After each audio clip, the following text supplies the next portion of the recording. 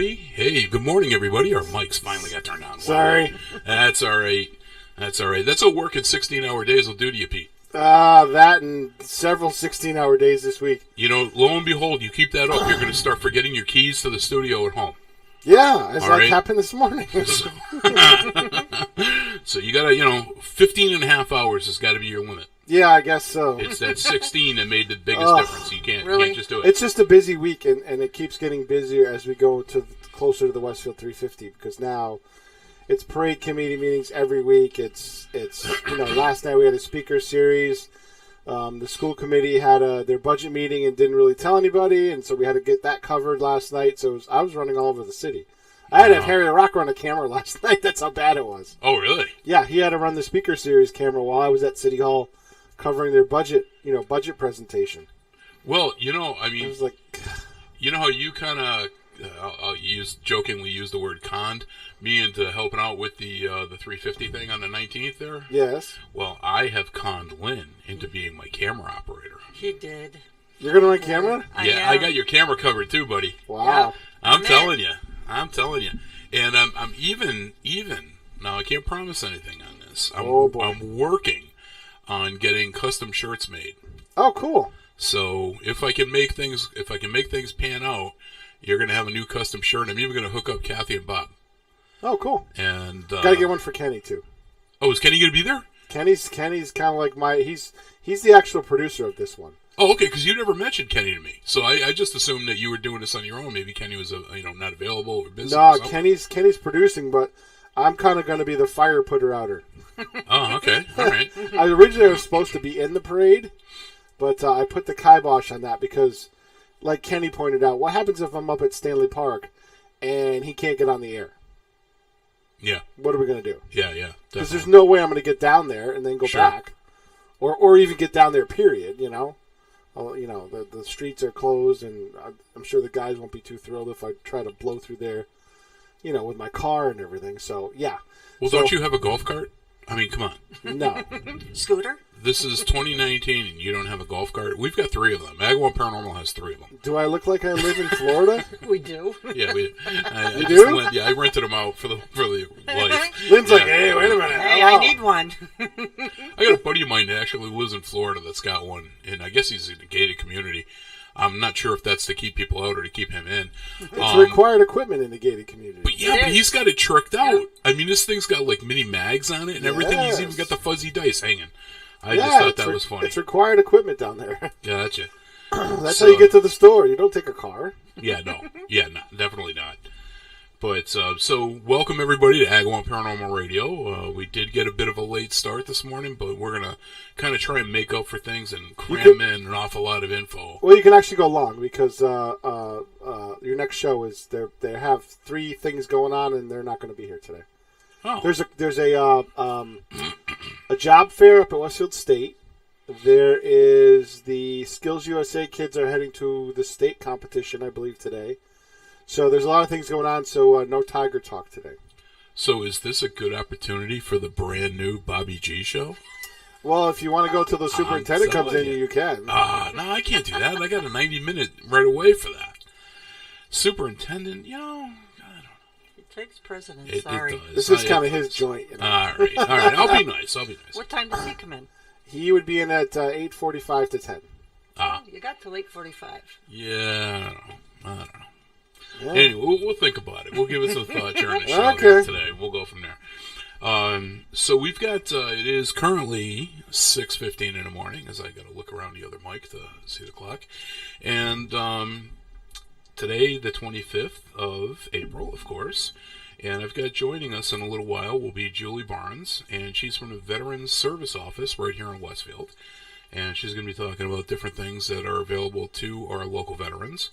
And I'm really kind of excited on having her. Lynn, I talked to Lynn, Pete, the other day, and I was like, give me some ideas. Who can we have on here as a guest?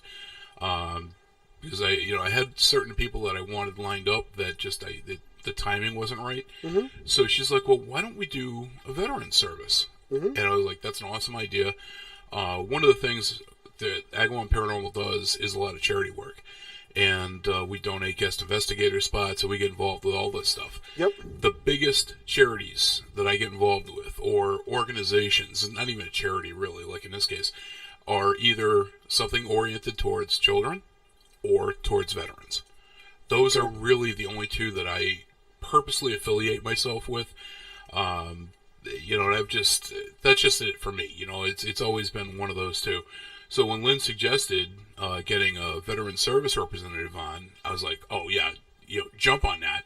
So she actually did the legwork, got in touch with Julie, and Julie's relatively new. She's only been on the job for about a year or so.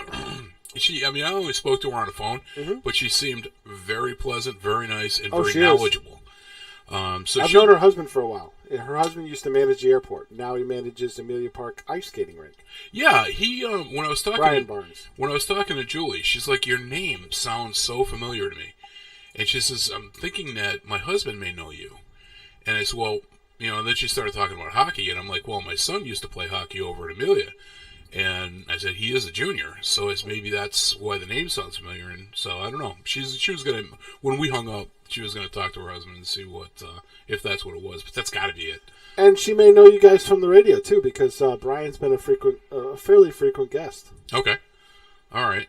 So I don't know. We'll see when she gets here. She should be here about 20 minutes or so. So I'm gonna get into where actually, before I do that, let's do the weather. Currently it's 40 degrees out. The sun has already come up.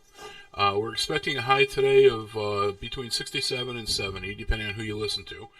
Sunset this evening is going to be at 7:42, and we got a light wind today coming from the north at 5 miles an hour. And according to this, it says the air quality is good. I'm not sure. My allergies are telling me different. Well, allergies are a different animal. Well, for me, that's all about air quality. So I'm not sure how that plays out, but anyway, that's that. So let's go into, drum roll please, National What Is It Day, and today. Okay, so I started doing a little bit more research because the app that I use for the National What Is It Day would only give me one or two, and I guess these are the main ones. And if there was no main thing there, it would just automatically give me nothing. So today, National Zucchini Bread Day, and that's a type of bread that's sweet and moist, and of course, zucchini is the main ingredient. I was like, that's a national day? Okay. Today is actually World DNA Day. It's National Hairstylist Appreciation Day. So that makes this one a cut above the rest. Oh, boy. And it was actually, and there's a bunch of these. National Crayola Day. So we got the crayons were celebrated today. I like that one. Today's National Mani-Pedi Day. National Plumber's Crack Day, or just a plumber. It all works. National Phone Day. National School Bus Driver Day. Don't get me going on school buses again this week. Yeah, right? World Penguin Day. I thought that was pretty cool. Who comes up with these? I have no idea. But this one I came up with. It's National Mom's Homemade Spaghetti Sauce Day. Yay! We're still waiting. So we're still waiting. I'm hoping within the next couple of weeks I'll be able to crank that out, and we'll go from there. Is that a promise? Well, it's a hopeful suggestion. Hopeful suggestion. Yeah, hopeful. Yeah, based on my wife's name, Hope. So today in history. So I don't know if Pete's still with me. He was I am. I was greeting your guests. Oh, cool. All right. There's your music. Don't worry about it. There's my music. You are the man, the myth, and the legend. All right. Historical events. In 1792, highwayman Nicholas J. Pelletier became the first person executed by the guillotine. Oh my God, you really dug for that. I dug. I'm telling you. I have a shovel at home, and I'm not afraid to use it. 1847, the last survivors of the Donner Party are out of the wilderness. Oh my God. There's something for you. 1901, New York becomes the first United States state to require automobile license plates. And now they've banned processed meat. Okay. Well, that goes good. 1940. Oh, wait, but that's New York City, sorry. All right. Yeah, but it's okay as long as you don't have plastic straws. You're good there. In 1944, the United Negro College Fund was incorporated. I got nothing for that. It's still a great program. It is definitely. But I try and make light of things, but that one I can't. That's just an awesome thing. 1954, And Pete, this one kind of up your alley, being Okay. a tech. The first practical solar cell was publicly demonstrated by Bell Telephone Laboratories, 1954. That is a cool one. Yeah. 1959, the St. Lawrence Seaway, linking North America Great Lakes to the Atlantic Ocean, officially opens to shipping. 1960, the U.S. What year was that? Wait a minute. 59. Seriously, Yeah. that late? Yeah, I thought it was much earlier myself. I know, so did But I. this was, well, they had to dredge it out to make it deep enough for commercial application. I mean, it's always been used for something. Yeah. And then they had the Erie Canal was before that, but that's Yep. very shallow. Exactly, and that's what this all boiled down to. So in 1960, the U.S. Navy submarine USS Triton completed her first submerged circumnavigation of the globe. That's pretty cool. One of That the is first cool. nuclear subs. Yeah. And in 1983, the Pioneer 10 traveled beyond Pluto's orbit. What is that, a satellite? Yeah. Exploring satellite, yeah. Yeah. One of the first launched. So that's what we had for today in historical events. So from here, we'll go into celebrity births. And Pete's All right. got to key up the new music. Da-da-da-da.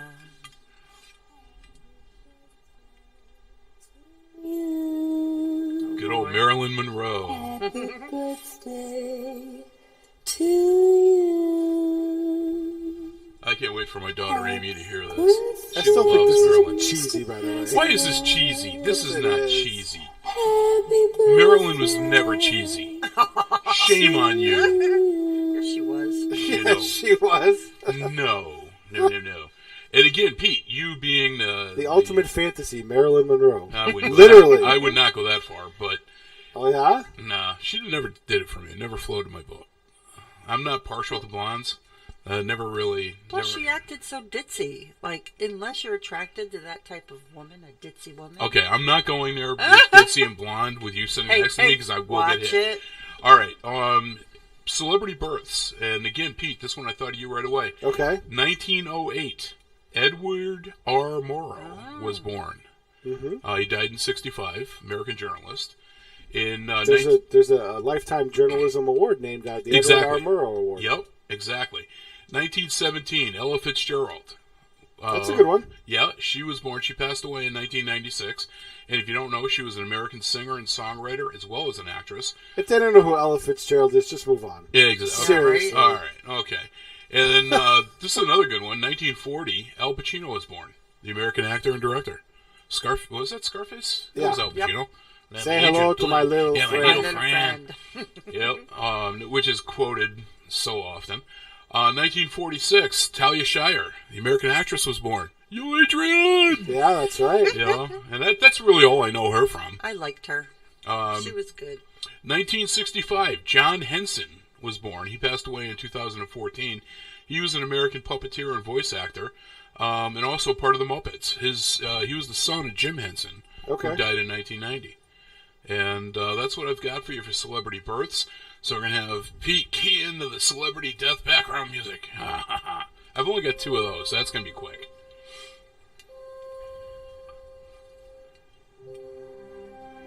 Little Pavarotti, All right. makes you feel, more classically attached. Good stuff. Good stuff. 1995, Ginger Rogers passed away. She was born in 1911, famous American actress, singer, and dancer. And then this one actually is somebody very near and dear to my wife. In 2009, B. Arthur died. She was born in 1922, and again, American actress and singer. She was Maude, but going back in the day, dating myself with that one.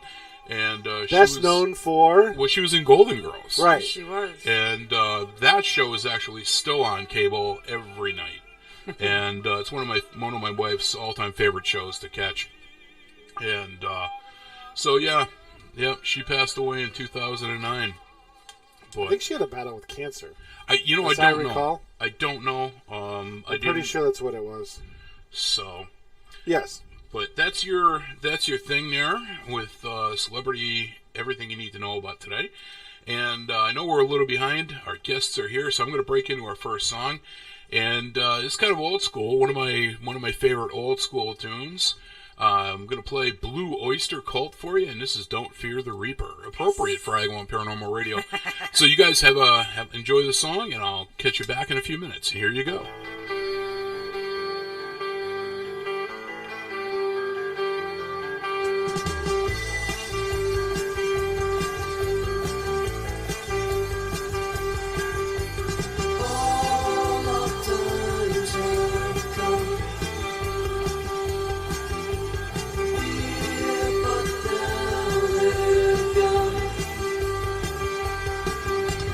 Seasons don't fear the reaper, nor do the wind.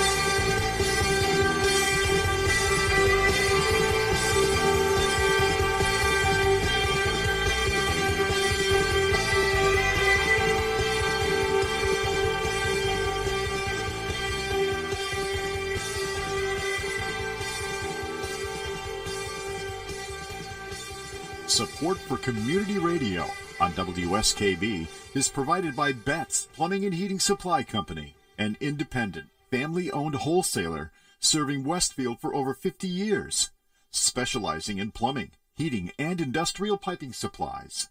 On the web at bettsplumbing.com or at 14 Coleman Avenue in Westfield. Support for the community programming of WSKB is provided by Comcast and Xfinity.com, offering Xfinity TV, Internet, home phone, and home security services.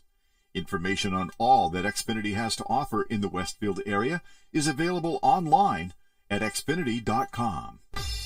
Wednesday mornings start off right from 6 to 8 a.m. with Tina Gorman and Wake Up Wednesday.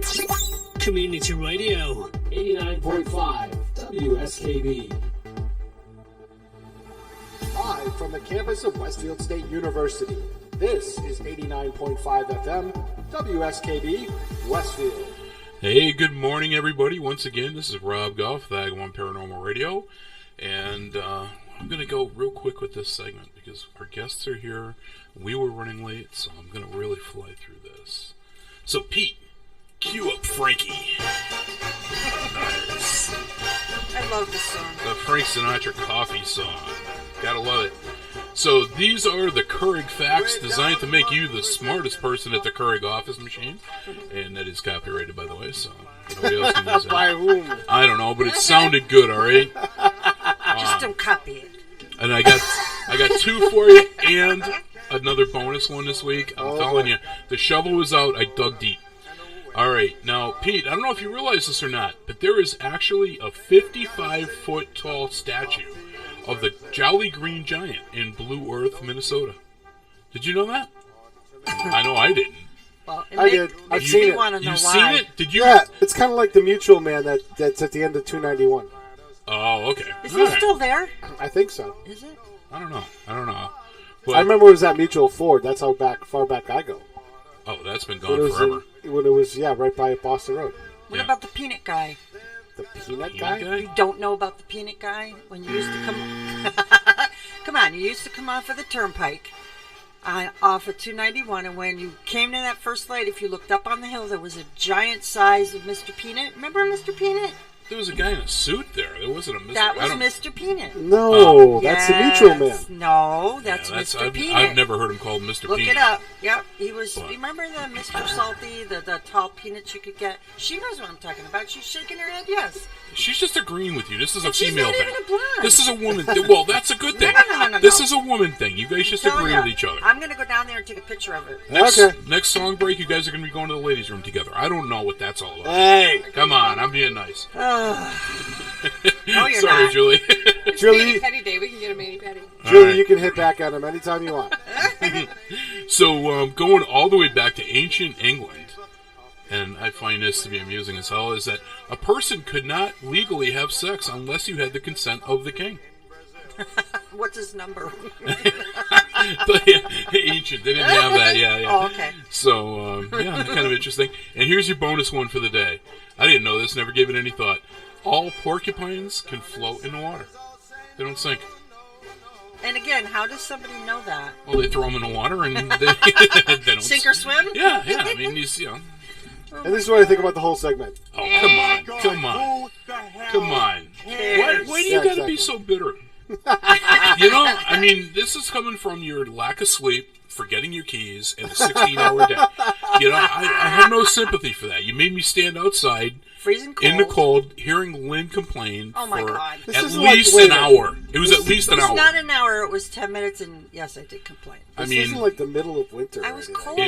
it was brutal. It was brutal. It was 42 and, degrees. It was cold. You know, the worst part was having to hear Lynn complain, and I swear to God, she was like, I'm telling you, I don't know. Oh no! Just Doesn't saying. that sound like me? It sounds like me. It does sound like it. All right, let's get on to the guests before it goes All right. any further downhill. You are bad. All right. Well, listen. Let's do we want to do that, Pete, or do we want to play another song first? Why don't you introduce your guests and do a little? We can go long. I told you we can go long. Okay. today, so. All right. Well, I don't want to take advantage of that. That's what I'm fine. trying to be. You know, You're trying to be more nice. than welcome to. All right. So, joining us today, and we have a bonus guest, too, which is pretty cool. I've got, we'd invited Julie Barnes from the Veteran Service Office here in Westfield. Good morning, Julie. Good morning. And Julie brought her husband with her, Brian. Good morning, Brian. How you Good doing? morning. I'm fine, thank And you. Brian's a retired veteran from Barnes. From Barnes and many other places, yes. That's awesome. So, Julie, we had kind of talked a little bit on the phone. Yep. And what's your? Now I know you're former military as well. You're a veteran. Yes. Yep. What's your military history? So I grew up in Granville and went to Southwick High School, and after that started at Westfield State College and took up an interest in flying, embarrassingly enough, because of the movie Top Gun. And like a million other people I get at that. time. Yeah. I get that. Everybody wanted to fly an airplane. So I joined Civil Air Patrol out at Barnes, and then got a job working in recruiting at the Air National Guard base as a civilian, part-time while I was going to school. And then I thought, well, halfway through my sophomore year, I thought, well, I might as well join. I'm here all the time anyway. And I thought, well, I'll find myself a school, since I worked in recruiting, where I could go to basic training and technical school and then be back for the semester in the fall at Westfield State. So I did that. I got back a day before the fall semester started. I actually enlisted, went to basic training down in San Antonio, Texas. Okay. And then went on to tech school in Denver, Colorado. That base no longer exists. It was a gorgeous base. And then came back and I worked in supply. And after working in supply for a couple of years, I graduated college and went on and got my commission and got a navigator spot down flying C-130s at the Maryland Air National Guard. Oh wow. Yeah. So Brian and I met, well, we were both at Barnes, and he went down and flew A-10s down at Barnes and ended up meeting up. Is that the only base in the country that has heavies and fighters at one base? Air National No, Guard? but it was, I think Selfridge had them too. But, Okay. Yeah. So we met up back there because the bases were at the same, or the airplanes were at the same base. Yeah. And so we met up back there, and a year or so later ended up getting married. Wow. Yeah. Yeah, and then, well, I stayed in for a bit longer after we got married, and then we had our son, and I stopped flying at that time, and then Brian got transferred up to New York, and I went up to the base up there and took a non-flying navigator position and was deploying over to Germany. It got kind of hard with the kids because we ended up having 2 kids at a time, so it was hard because he was the commander of the Fort Drum Gunnery Range up in New York. Yep. And so it What was... she means is she had to leave the kids with me, and she didn't like that idea, so she got out. It didn't prove to be good for them. Yeah, deployed to Germany for 2 weeks, and we didn't have any family up there. Everybody was here, back home Sure. in Massachusetts. So, yeah, we left them with him, and not good reports. How old were the kids at that point? Old enough to go into the bar and sit there with me? No, I'm only kidding. 3.5 and like 9 months. Oh, they were wow. really little. Wow, Really little. yeah. So he was a good dad. He still is a good dad. But yeah, so that wraps up my military career. And I thought, well, I'm never going to do anything else with it again.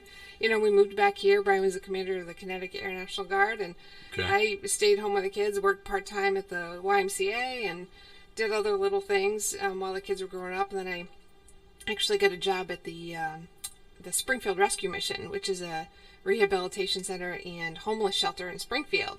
And I worked there, and as the kids kind of grew up, I just worked more hours. I was there for 13 years, and then heard that there was an opening, there's going to be an opening here in the city for a veteran service officer, and they needed somebody who was prior service. And I thought, well, it'd be nice to be close to home. And I thought, gosh, never thought I'd ever do anything with my military career again. Just being out so long, everybody said, go back in, finish your last 9 years and get retirement. And I said, I don't think I can do that. It's just, you know, you're out so long, you know, it's enough. So it was really great when this position came up because I'm able to work with the veterans, and I know a lot of people because a lot of people from Barnes when I was in are still around here and able to service people in so many different ways. Yeah, it becomes personal. It does. It's not an abstract. These people aren't numbers to you. Right. And then with 13 years of, you know, working with people in the homeless community and rehabilitation, it's it had a good preparation for this job. So I love it. That is awesome. Yeah. I mean, it really is.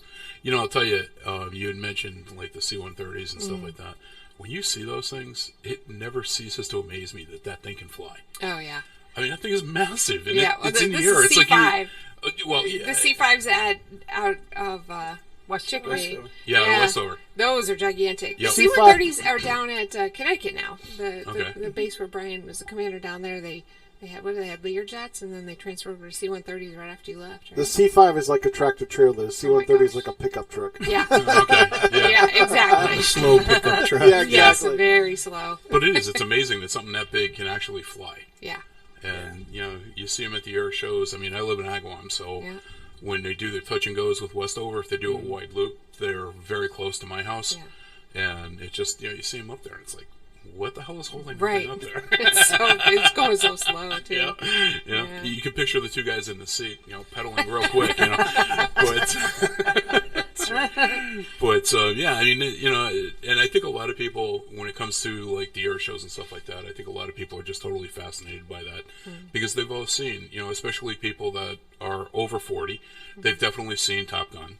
Yeah. And, you know, that really did create, in my opinion, a huge romance with your general audience towards the military and specifically to flying. Yeah.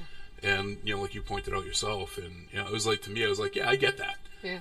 You know, that to me, I understand that. But, you know, Brian, we were talking, matter of fact, you and I just a moment ago, you were a pilot. Yeah. And Yeah, I you was. were in the A-10s, you said. A-10s, yeah. That is an incredible plane. It was a fun airplane to fly. It was a great mission, to be honest. It was because it was all close air support, so we directly supported the troops on the ground. We did a lot of, we branched into a lot of different missions by the time we were flying it in the early 2000s. So search and rescue was one of the big ones. So that was a great mission because that directly went out and helped. I mean, you directly had contact. You were picking up somebody that either got shot down or in some cases just got separated. Yeah. We kind of had these odd missions where we were actually going and finding guys that got separated from their units sometimes at nights. And so it was a really rewarding job. You know, really rewarding. Aren't the A-10s, aren't they called tank killers?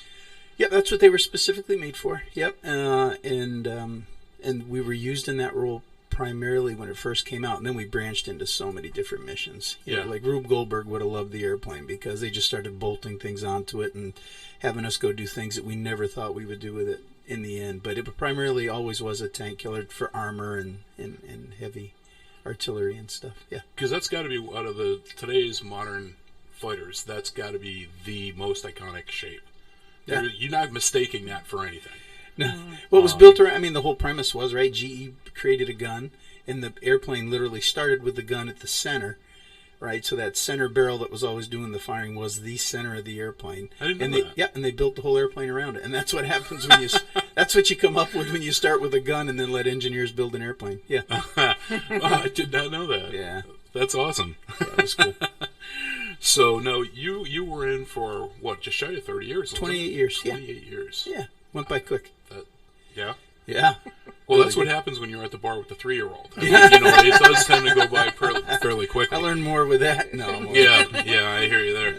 So, you guys are going to hang out for a little bit. We're going to talk about some veteran services, and if you guys want to share some experiences and stuff like that, we can definitely do that too. Great. So, Pete, let's break into our next song, and this was another one of those going back to my days of my first car. When I had 18 speakers in there. I think the stereo was worth more than You the car were was. one of those? Oh, yeah. Oh, my God. Yeah. Yeah, you heard me coming 3 miles away. Wow. What? Can't hear you anymore.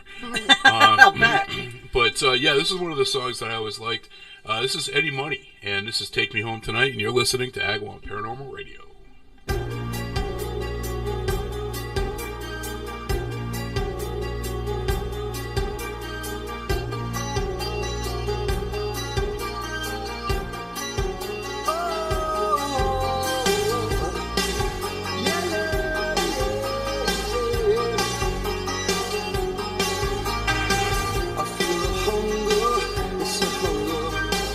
Just keep a man awake at night. Are you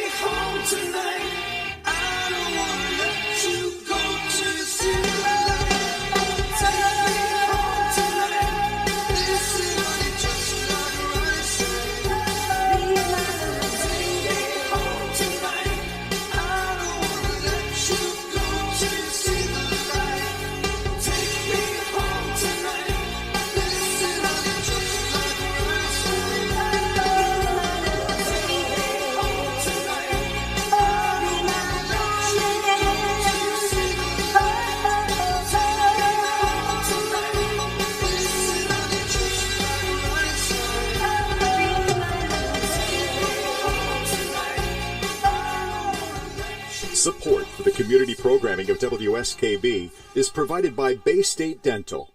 Comprehensive dentistry at 14 convenient locations in Springfield, Chicopee, Longmeadow, West Springfield, Belchertown, East Longmeadow, Ludlow, Northampton, Greenfield, and Wilbraham, as well as 29 Broad Street in Westfield. Bay State Dental makes it a priority to help you achieve and maintain the healthy smile you deserve. On the web at baystatedental.com. Support for the community programming of WSKB is provided by the Dunkin' Donut Shops of Westfield and the Sardinia family. It's nice to know that even as the world changes, Dunkin' Coffee remains the same at 7 convenient locations throughout Westfield. Wednesday mornings start off right from 6 to 8 a.m. with Tina Gorman and Wake Up Wednesday. Community Radio. 89.5 WSKB. Live from the campus of Westfield State University, this is 89.5 FM WSKB Westfield. Hey, good morning once again, everybody. This is Rob Goff with Agawam Paranormal Radio. It's still, according to the app, still 40 degrees out there. The sun is shining. It's going to be a nice day, actually. Nice blue skies out there right now. Blue skies. It's nice having windows. Yeah. Yeah, except we're facing the wrong direction. But yeah, that works. What do you mean you're facing the wrong direction? Well, I can never see when the sun's coming above the horizon. You don't get those pretty clouds. We did see them this morning, though, because we were standing out in the parking lot waiting. Yeah, forever. But we got to see the sunrise, which was I nice. understand. The flogging continues. I get it. So it is 6:50 in the morning, and I've got Julie and her husband with us today, and we are talking about the different veterans things and everything going on. So, what was your reason for getting into the military back in the day? I didn't want to do anything else meaningful in life. No. Okay. I had an uncle, actually. Well, actually, the tradition went back to my uncle Bernard, who was in World War II. My grandfather was in World War I. And then I had an uncle. I always loved airplanes. And aviation since I was very young. And then I had an uncle that actually married into the family, and he flew F-100s. He flew for the Mass Air Guard. Okay. And so we always went over their house. And then as I got older and studied and ended up taking aviation-related fields in college, was inspired by him and just the men and women that worked up here at Westfield, right in our own backyard, and then decided, wow, that's something I'd really like to do. So I wanted to fly something, whether it be airlines or corporate, and I ended up doing all that. But the military always fascinated me, and I thought, what a great way to kind of serve your country. My dad always instilled in us service to your community, civic responsibility, and I thought, what a great way to knock out both. I had a passion and a heart for both, and so aviation was the route that I chose. So that's kind of what got me started and heading in that direction. Nice. Yeah. Well, 28 years. I mean, that was obviously a career. It was. For you. It was a great career. Great people. Great. The missions that we had were outstanding. Learned so much from so many different people. I just couldn't ask for anything better. Had some great mentors and just friends and peers that I worked with. The quality of people in the military is just outstanding. It's just. Yeah, it was a great place to spend a career. It really was. Now, you retired. When you retired, were you stationed at Barnes? No, I retired stationed at Connecticut, the 103rd. Oh, okay. Yeah, we used to be the 103rd Fighter Wing, then we ended up going to the Airlift Wing, and I was there while we made that transition. So, wow, that's just. And I know, Lynn, you've got your husband's retired military as well. Yeah, he spent 24 years out at Barnes. There you go. Yeah. That's just incredible. It's a long career, but it's long on the families. Yes, it is. The families do go through so much because that's one thing about the military. It's not selfish per se. I mean, no one's out there for selfish reasons. But it becomes very you have to go and you have a mission to do, and your family kind of gets towed along, so when you head out to do something, your wife, or if you're a woman in the military, your husband and the family get stuck doing all the undesirables, moving, setting everything up, and just, so it can be a very, although they've come a long way in support programs for the military family, and that's kind of recent in history. It takes a long toll on the family, so it's a long career for them too. It really is. Now, how does this work when you've got two of you that are both in the military? Yeah. If one of you is deployed, location X, the other one's still at Y, do they send the other spouse from Y to X as well to keep it together, the family together? No, not in. We weren't active duty. We were both guard. So okay. I don't know how that works active duty wise. I think you can request maybe to be at the same base. I have no idea. Yeah, you might be able to. Because I would think, being that your specialty was an A1 pilot, you're not going to be going to just any base. I wish I was an A1 pilot. I was an A10 pilot. But A10. Sorry. I'm That's sorry. right. If you ever seen I'm the sorry. A1, that was an awesome. No, yeah, I guess there are those programs. We never got involved in that. So Gotcha. With the guard's a lot different than the Air Force because positions open up. You apply for the position like a regular job. You get the position, you move. Oh, okay. So it's very. That's why That's I how always I tell did it. people Yeah, around here I see. if you want to go into the military, but you're kind of like I don't really want to travel that much, go into the guard. Join the guard. Gotcha. You still have to do deployments, and you still may be activated. Like Brian was activated and went over the war, but you're not gone to Korea for 4 years. Right. You Yeah, know what yeah. I mean? Right. And that's stationed in Germany those are it's pretty cool to be doing that stuff. But you have to do those remote destinations, and some people don't like it, and some people just say, hey, I want to go to college, but I want to be in the military, so join the Guard. Army Guard, Air Guard. There are two right here in Westfield. Yep. Yeah. You don't have to Hey, go- Julie, I have a question for you. You're talking about services in the military, but now you're doing services after the service in the Right. military. How has that evolved since you got out, and now you've seen the other side of it, serving veterans? How's that evolved? To be totally honest, I had no idea about any of these services, and a lot of people don't. And that's why I'm really honored and happy to be on this program to let people know what the state of Massachusetts and also the federal government, everybody hears about the VA. VA does this, VA does that. VA has a lot of good programs, a lot of paperwork, and it's really great that the state has people in place, veteran service officers like myself in every city in Massachusetts, and we're the only state that has these programs. It's called Chapter 115 of the Massachusetts General Law.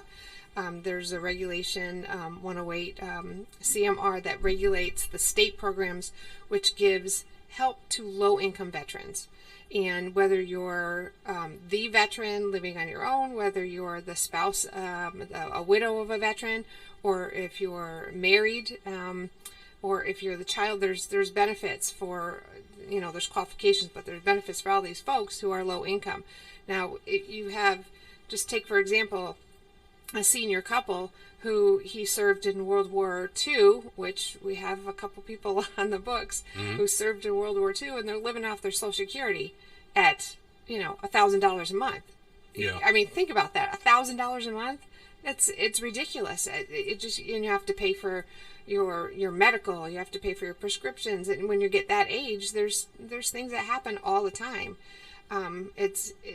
Another reason why I love this job is you're caring for the elderly, which is it's always been a soft spot for me. But so the state gives benefits to help, just depending on how much money they make. They could have ordinary benefits, they could have fuel benefits. We would pay back all their doctor bills, co-pays. We'd pay back all their prescriptions, dental bills, hospital bills, ambulance bills, any kind of, if they need medical stockings or anything like that. The state reimburses the city. So the city hires me. I'm hired by the city. Gotcha. To work full time to administer these benefits to these folks. And when I first got here, I said, well, how do you get the word out? How do people know about these benefits? You've got people living at home that don't have a computer. You get people, if you're 80 years old, you're probably not going to be sitting at the computer searching Facebook, Yeah. So how do we get the word out? So when I first got in, I sent a mailing out to everybody who was registered as a veteran on the census, which hit a lot of people because we have over 2,000 people in the city who are veterans. So out of 40,000 people, it's that 5% of the people And I in think our city. Tina said 8,000, about 8,000 seniors. Yeah. Yep. Yeah. But that, you think about it, okay, if you register, some people don't check that they're a veteran, because technically I'm not even a veteran, because you have to, in the Guard, you have to do 20 years in order to be considered a veteran. So I personally would never be eligible for veteran services. Okay. Which I think they should change that, but Yeah, I agree with you. I'm the low man on the totem pole here, and but Brian being retired in 28 years, and plus he was at AGR, which is Active Guard Reserve, so he was technically active duty in the Guard, so he gets those benefits. So there's so many qualifications, and honestly, it's daunting for people. It's daunting for young people, but when you get somebody who's having trouble remembering things, it's really great to have people like myself and the other VSOs, veteran service officers across the state, to help these people say, no, just sit down, just get me this paper and I'll do it all for you. And not only the state benefits, we'll get into the federal benefits later. We help them. That paperwork's ridiculous. The VA. Yeah, oh my I'm sure. Gosh. Yeah, it's a lot for folks, but it's good programs that the state has in place for these folks. And much needed. Much needed. Yeah. Where else are they going to turn? Right. And then you've got young veterans who just come out of the service who are looking for a job, and they move back home and they say, I don't want to live with my parents, Yeah. You're 30 years old or something, just get out of the service and you're moving back home and looking for a job, and it may take them 6 months to find a job. They can go on these Chapter 115 benefits and just have money for rent to help with rent, And the state reimburses back the city 75%. So the city's paying 25% of this to help the veterans. So it's a big investment for every city in Massachusetts. But what a commitment that the state of Massachusetts has to veterans. I don't think people know. I don't think anybody knows. I didn't know. Yeah, I mean, I've never given it really any thought. I'm not a veteran, but my family, my dad was a combat veteran, World War II. Yeah. He was a crew chief out of B-17. Wow. And he used to tell me, and you get a kind of, you get the visual of what the plane looked like back in the day, but where they used to put the ball gunner underneath, that's where he liked to be when a plane was coming in for a landing. Yeah. He said it was like the biggest thrill, because that ground is coming up so fast at you, and the last minute you land. And they all thought he was nuts for wanting to be down there. Oh my gosh. He was like, Have you ever been in that plane, Brian? I've been in I mean, older ones that they've done. I think they have a touring one that used to come around. But it's funny, you hear a lot of stories and you see a lot of pictures or videos on TV, but until you're actually up close and you sit in one of these airplanes and see, some of these older airplanes are unbelievable. What the pilots and the air crew and the navigators and the bombardiers, the gunners, what they went through and the environment they worked in was pretty hostile. Definitely. It was not it wasn't comfortable. Wasn't made that way. Your story there, Rob, it reminded me of the refueling airplane, KC-135. We had the Barnes Air Guard. Do we have time? Of course, we got nothing but time. Barnes Air Guard, we used to have this swap out when we did this Tucson deployment. And in the middle of the 2-week deployment, did your husband ever go on that? No, but I did. You did? I did got you go to in the go. swap There out? you go. Yeah. Did you take this KC-135 out Yes, there? we did. Oh my gosh. It was amazing. We laid in the belly Yes, and that's we what I was watched him gonna- refuel. Yes. Did it twice. I got to do it twice. Oh my gosh. Very cool. Right over So New York. fun. Oh my Yeah. God. Yeah, so fun. I was enlisted back then, and I got down with the guy that was refueling. He was an enlisted guy. Come to find out, we ended up in the same nav school, which was really fun. Oh, wow. I'm like, wait a minute, you look really familiar. But so they have beds on either side of this guy who's laying on his belly, and he has this big boomstick, and he's putting the fuel into the planes, in-flight refueling. But it's all glass. There's a big bubble on the bottom. That's what reminded me of it. Oh, okay. So and it's the warmest place in the plane. It's so warm. So cool. I totally fell asleep on the way out, So I wake up and we're over the Grand Canyon. Oh, wow. I was like, wow, this is so cool. There's some really neat times. I'm sure there's some times that really stick out in your mind, Bri, that in the military, you're like, there's nowhere else that you're ever going to be able to do this. It's really cool. Yep. And how neat as a spouse to be able to go out and do that. Oh, my God. Yeah, and not only to get to do it once, but twice. Yeah. Where you're laying there and you look down and the pilot is looking up at you, and it's like from here to where my truck is parked, you're that close to that plane, and it's just, I've got amazing pictures. Yeah. So Because, fun. it was pretty cool. And where else would you get that experience? Right. Yeah. It's just like, there's a lot of things, like Red Flag out at Nellis. Yeah. Yep. I got to go out on the flight line Neat. at night, where your whole body just shakes from the oh my God, never forget it as long as I live. Wow. Yeah. Yeah, the military is, I mean, you were talking about how there's a struggle for the family, but honestly, the family gets towed along to some pretty cool places. Oh, yes, they Yeah. do. Yeah. Yeah. You know, it was hard, and it's hard thinking of him when he was in flight refueling and they were practicing at night in the weather. Oh. And I'm thinking, like, oh, God, please bring him back tonight. Yeah, You know, yeah. there's many sleepless nights that I had. Oh, absolutely. You know? I mean, Jimmy was in with the Air National Guard out at Barnes when they deployed to, you know, they were 30 miles from the Iraqi border. Right. He was, well, Mike Belanger was the commander Yes. back then. was Brian was on over with him. Yeah, Yeah, was he it? was We were all there Belanger's together. plane. Yeah. And, you know, that first night when the bombing started, I can remember they had called all the families in. We Yep. got huddled into the cafeteria. They didn't want the press near any of us. And I can remember with my little kids just sitting there with pretty much all the other women. It was mostly women. And that was a scary, scary time for us because we didn't know where they were. They wouldn't tell us. Yeah. Or what they were doing, or how long they were going to be gone. I get goosebumps right now I know. just talking about Yeah. it. And I mean, it was a proud moment when they all came home, and I'll never forget that night as long as I live. But that night that all that stuff started, and they made us come onto the base so that the press couldn't get anywhere near us, I'll never forget that night. Yeah. I know. So it was kind of a bittersweet Yeah. thing sometimes. Yep. Yeah. Well, listen. Let's break into another song. I definitely want to come back to that topic because I love the perspectives on this. And I didn't do this on purpose, Brian. I really didn't. But I'm glad I did. Pink Floyd is my all-time favorite I band. love Pink Floyd. So the song that I chose for this week is so perfect for today's show and for you personally. If Pete plays the right version of it, doesn't play Tom Petty, we'll be good. Which it has happened in the past. I played the link you sent me. No, you did not. No. Well, this time I did. All right, good. So this is Pink Floyd with our Floyd Fix, and this is Learning to Fly. Yeah. So you're listening to Agawam Paranormal Radio.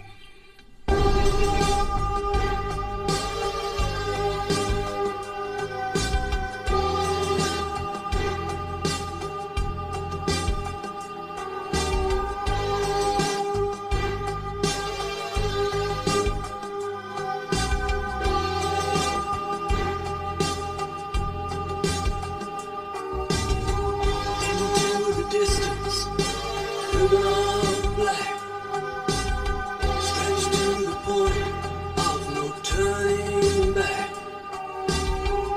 Flight of fancy on a windswept field, standing alone, my senses reel. Fatal attraction is holding me fast. How can I escape its irresistible grasp? Can't keep my eyes from the circling sky. Tongue-tied and twisted, just an earthbound distant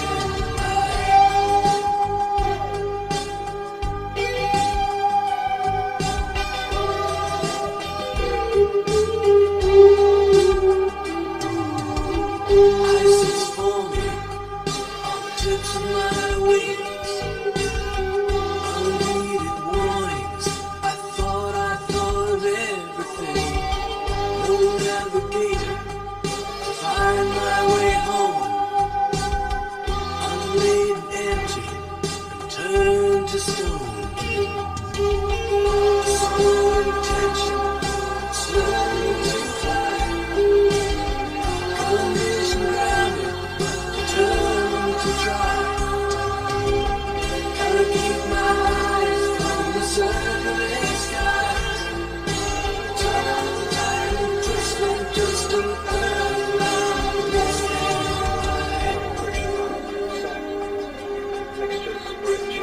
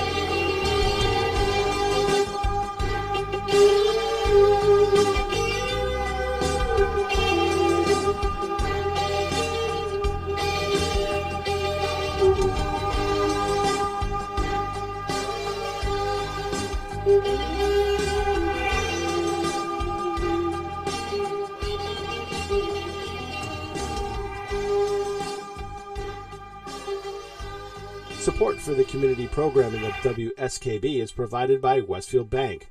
For more than 160 years, Westfield Bank has been an important community presence and commercial leader in the Pioneer Valley.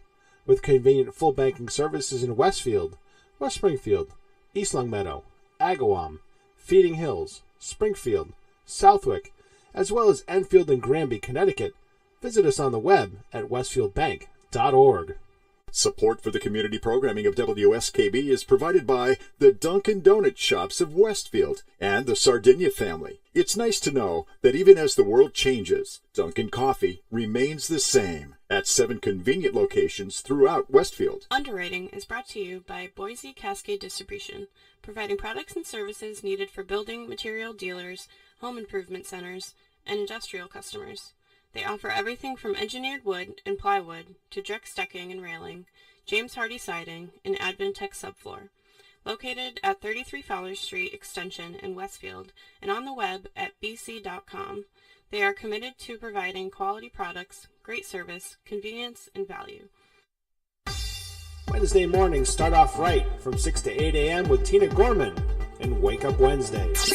Community Radio 89.5 WSKB. Live from the campus of Westfield State University, this is 89.5 FM WSKB Westfield. Hey, good morning, everybody. This is Rob Goff with Agawam Paranormal Radio. It's about 10 minutes after 7. It's up to 42 degrees out there. I'm telling you that the temperature is... Wow, heat wave. Yeah. We're Hey, it's going to get to high 60s, almost well, 70? It's according to the app, it said 67 for a high. I'll take it. But I was listening to Dan Brown this morning before I left the house, and he said 70. And It's going on a limb, those meteorologists. Wow, getting racy. I know it. But you know the one that cracks me up the most with that whole show, because as you know, Pete, I know all these guys from Channel 40. Yep. And the one that cracks me up is Jordan. She stands in front of the camera and she says, "Well, it's looking good out there." And the first thing that goes through my mind, it's looking pretty good in there too, But that's a whole other story. Easy. I know. Come on, she's a beautiful girl. And not to mention, she's a real sweetheart. So we were during the Pink Floyd, we were talking a little bit. Brian, you brought up something that I thought was freaking awesome. What do you guys do now to pass the time when you're on a long flight? Well, we do a lot of different things, but in the A-10, which was not a fast airplane either, it would take us many hours to get where we needed to go. So a lot of times. Crossing the Atlantic, going into lodges, into Portugal, and then taking the second step wherever we were headed. So we'd pass the time by doing Trivial Pursuit, and either one of the pilots had grabbed the cards. I mean, there wasn't a lot of room in the cockpit, although the A-10 cockpit was bigger than others. So someone would just shove the cards in there, and then we'd get up and we'd challenge the tanker guys. So yeah, so the pilots and the nav and all the crew members against us, we'd all be on a common frequency, and as we plundered across the skies getting to where we were, we'd play Trivial Pursuit for hours. So it was fun. You had to stay awake somehow. We had to There's say only that one of you. there was no autopilot in the airplane, and there was one of us. So yeah. Unlike the C-130, when we were flying over to Hawaii, my first flight was, we're going to Hawaii. I'm like, cool. It took 2 days to get there. It took 8 hours to get to California in the C-130, and then 8 hours again to get to Hawaii. So in the C-130, you got two pilot, a co-pilot, an engineer, and a navigator. Well, we're halfway across the Pacific going over to Hawaii, and everybody's asleep. Because he of can sleep, autopilot? yeah. No, because I was flying. Yeah, they put it on autopilot, and anytime any corrections would come in, I just put it in the computer, and the navigator flew the plane. The pilots took off and landed, but the navigator flew the plane. So I'm like, hey, that's not fair. Nobody played Trivial Pursuit with me for 8 hours. I just sat there by myself. That's a long time to sit and not be able to move. Yeah. Yeah. The C-130 it was great. I mean, it's bigger than an airline cockpit. Probably what? Yeah, that's 4 pretty times roomy, bigger. right? Yeah, than an airline cockpit. You had 2 beds up in the cockpit. You had we had 2 beds up there. You had 4 seats, and people got up and walked around. And yeah, I got pictures here. Can't see them on the radio. No. But no, you said something, brother, that never gave any thought to. It never occurred to me. Yeah. When the A-10s were deployed somewhere, you had a flying gas tank going with you. Yep. We always had tankers. Yeah. I just always assumed that they'd catch you halfway or something like that, or maybe your destination would fly to you. Well, what they normally do is they'd launch out of Pease or Bangor, Maine, or wherever. I mean, at first, when we did some of these exercises, we'd make sure we had guard tankers go with us. We had the guard unit support us. Mm-hmm. But then, as we started ramping up and doing stuff, you never knew what tanker unit you were going to get. You could get a unit based in Europe. You could get an active duty tanker unit based in the west part of the country. Mm. And what they would do is, you'd file this huge intricate flight plan about what altitudes you could use, and it was all, the month prior they used to call it an ALTRAV, an altitude reservation, and you used to plot exactly where you were going and what altitude you're going to be there and what time you were going to be there, and you had to be there like within, whatever the window was, plus or minus a couple of minutes. So, and then they could slip the time if you had weather or other kind of things. But anyways, you'd take off, and the tanker would take off from wherever he was coming from. He might be going 3 hours before he ever gets to the Atlantic. Yeah. And you time it so you would get there at the same time at the first rendezvous point, and then you'd take your gas on, and then he would stay with you all the way to your destination, or until a point where you didn't need gas anymore. When he said, hey, you don't need gas anymore, we'll see you later, and off they'd go. Now, the tankers, when they were flying with you guys, were they just as fast as the A-10s, or did the A-10s have to reduce speed to keep up? Those guys were, if they could have been towed by a barge, they probably would have been. They were very slow. It was slow for those guys. So they were always, which made it difficult to refuel because we were very, very heavy. So we didn't have a lot of additional power. So we used to actually do what they call toboggan. So they would be slowed down. They'd have their flap settings. I think in some instances they'd have flaps down just a little bit because we refueled at a very slow airspeed. Mm-hmm. So we'd actually start higher than them. Sometimes in some instances we were very, very heavy. And we'd actually toboggan downhill to get the speed up. And then you'd have to play it just right. So by the time you pulled up at the boom, he'd catch you and then he'd pull you. Oh, okay. Yeah, so it was always an interesting process to get a fully loaded A-10 across the pond. Well, yeah, it does. It sounds, like but they flew a lot at best. No, they flew a lot, and then there was weather and there was other things. But I mean, they flew a lot slower to stay with us. Yeah. So they burned a lot of fuel just to carry the fuel that they gave us. So gotcha. It was quite a mission for them, I think. And then you've got the people potentially observing in the bubble on the tanker. Yep. That would have been cool. I could see that. That would have been awesome. Now, Lynn, when you did that, because you did that yourself, did they make you get out and check the oil and do the windshield? I would have. I know I would have. No, but if they let me, I would have, because it would have been a cool experience too. I mean, I would have tied you off. I mean, I'd have given you a line, both ends of the line, but I would have given you the line. Yeah, you would have left me hanging out there. No, I would have just dropped. But that's. So, I do want to talk to you guys about the federal programs that are available for the veterans. But before we get into that, now, Julie, when we spoke, I had asked you to come up with a dedication or a song that you wanted me to play on the radio for you guys. And you did make a selection, but you didn't do the dedication for you. Right. Why don't you tell me about that? What was the song that you chose and who you dedicated? I'm from a military family as well. I know Brian talked about his family a little bit. My whole family was Navy. Okay. My grandfather, World War II. He actually enlisted before his 18th birthday and lied about his age. Went to their basic training, and then came back, and he had 8 brothers, so he went back to basic training again with his little brother. The things you could do back then, it was crazy. And so he was in during the when the ship with the Sullivan brothers. Do you remember they made a movie about that? Yeah. All the brothers were on one ship, and the ship went down, and he was on the sister ship. So he was on the other ship, and his brothers were on with him. And after that happened, they sent all the families. They scattered all the families. Yeah, I was gonna say, wasn't that the actual catalyst to do that? Yes. Yeah. So that was the big takeaway. He actually served on a ship that he slept in cots. Yeah. Right? They had cots. They had hammocks. Hammocks, hammocks. Not cots. Yeah. So when the ship swayed, you stayed nice and still while you slept. Yeah. That was cool. My dad had those too. And my dad was in the Navy. He was served during Vietnam. And all growing up, we listened to Elvis. We, everybody loved Elvis. And my dad loved the song "My Way," so I asked for that dedication by Elvis Presley. All right, excellent. So we are going to play, Pete. You've got that queued up, I'm sure. This is Elvis Presley's version of "My Way," and you're listening to Agawam Paranormal Radio. Let me do a song that's one of our favorites called My Way.